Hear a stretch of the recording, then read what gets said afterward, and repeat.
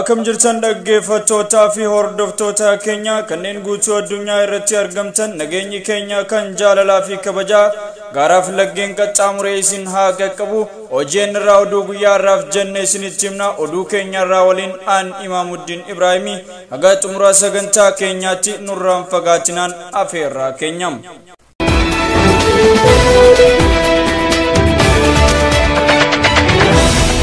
Mormiin guyyaa sadaffaa godina Wallaggaa lixaa fi magaalaa Naqamtee keessatti akkuma itti fufetti jira.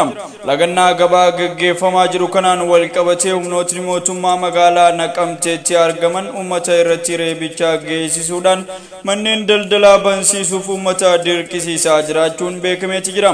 Gama biraatiin humna addaa magaalattii keessa jiruu fi raayyaa ittisa biyyaa gidduutti walitti bu'iinsa uumameen humni addaa Oromiyaa tokko miseensa raayyaa ittisa biyyaa tokko tumuun qaama jabaa irraan ga'ee akka jiru fi kanuma wal qabatee yeroo ammaa kanatti humna addaa Oromiyaa fi raayyaa ittisa biyyaa gidduutti wal gaarreenfannaan uumamaa jiraachuu odeeffannoonni addeessa.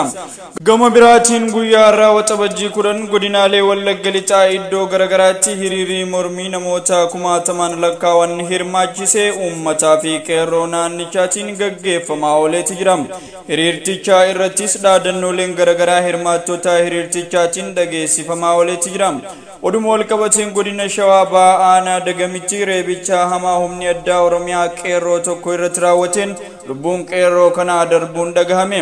Qeerroon kun torbee tokkoon dura humni addaa poolisii kun adda bilisummaa Oromoo deeggartaatti shaneedhaa sababa jedhuun poolisoota kanneeniin fuudhamuun reebichaa fi miidhaan qaamaa irraan geessisaa kan turan yoo ta'u guyyaa irraa reeffa isaa naannoo magaalattii irraa fageessuun bakkeetti gatanii du'aa isaa argamu odeeffannoon arganne ni addeessa.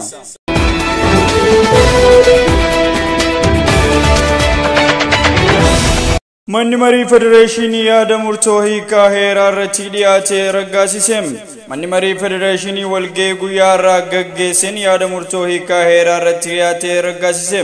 Koreen dhaabbii hiikaa heeraa fi dhimmoota eenyummaa hanga weerarri vaayirasii koronaa yaaddotee jirutti manneen marii federaalaa fi naannolee hojii isaanii akka itti fufan yaada murtee dhiyeessuun isaa kan yaadatamudha.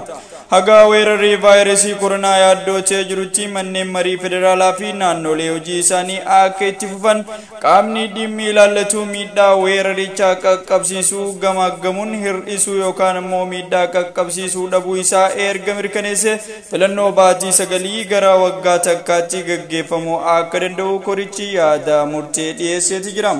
Manni marii federeeshinii murtoo korichaa dhaggeeffachuun yaadicha irratti marii erga gaggeesseen booda sagalee mormii 4 fi sagalee deeggarsaa 114 yaadicha raggaasiseera jechuun Faana Broadcasting Corporate gabaase.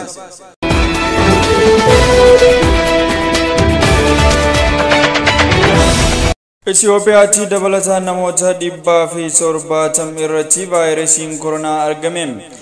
Qorannoo sa'aatii 24 darbeetiin namoota 170 irratti vaayirasiin koronaa argamuu ministeerri fayyaa beeksiseeti jira. Sa'aatii 24 darban keessatti qorannaa samuudaa namoota 6,187 irratti gaggeeffamuu ministeerri fayyaa beeksiseeti jira. Namoota kanneen keessaa koorniyaadhaan 93 dhiirota yoo ta'an 77 immoo dubartoota ta'uun beekame. Namoonni vaayirasichaan qabaman umriin isaanii waggaa 2 haga waggaa 115 gidduutti argamu yeroon namoonni 3 vaayirasichaan lubbuu dhabaniiru jedhan. Namoonni 2 kanneen umriin waggaa 115 fi 84 Finfinneerraa namni tokko kan umrii waggaa 35 Oromiyaarraa lubbuun darbuus eeruun namoonni dhukkubichi irratti argame keessaa 8 takka Finfinneerraa 7 naannoo Oromiyaarraa 7 naannoo Tigraay akkasumas 13 naannoo Amaaraa 3 naannoo Hararii 50 fi 7 naannoo Somaaleerraa 2 immoo naannoo Kibbaarraa ta'uu ministeerri fayyaa beeksise. Namoonni 22 Finfinneerraa kan dandamatan yoo ta'u waliigalaan haga ammaatti namoonni 400 fi takka dandamachuus beeksiseera. Namoonni haga ammaatti vaayirasichaan qabaman 2,506 qaqqabu ministeerri fayyaa Dr. Liyaa Taaddasaan ibsaniiru. yaalarratti kan argaman namoota 2068 wallaansa cimaa keessa kan jiran 33 waliigalaan lubbuu namoota 35 darbeera jedhan. Haga ammaatti waliigalaan Itoophiyaatti qorannaan samuuda namoota 158 fi 520 takka hojjetameera jechuun ibsi ministeera fayyaarraa argameen ifoomsa.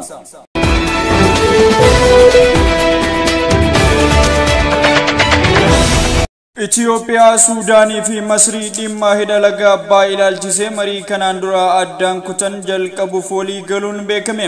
Ministeeronni haajaa alaa biyyoota sadanii bakka Afrikaan kibbaa gamtaan Awurooppaa fi Ameerikaan taajjabdummaan argamanitti kaleessa Juun 9 bara 2020 toora viidiyoo konferensiitiin marii gaggeessuun ibsame.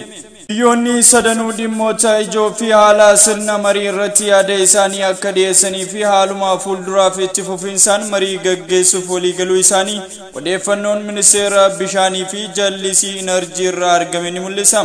Dhimmoota ijoo marii kibxata kaleessaa jidduu ga'een taajjabdoota maal ta'uu qaba qabxii jedhu ilaalchisee waliigaltee irra kan hin gaamin yoo ta'u, mariin kun roobii har'aatis kan itti fufu ta'uun beekameeti jira. Egaan dhaggeeffattootaa fi hordoftoota keenya Obraa Global Network irraa oduun guyyaarraaf qindeeffannee kan haga ammaatti nu waliin turtan kana fakkaata. Haga oduu birootiin yeroo biroo walitti deebinutti turtii gaarii isiniif haa ta'u.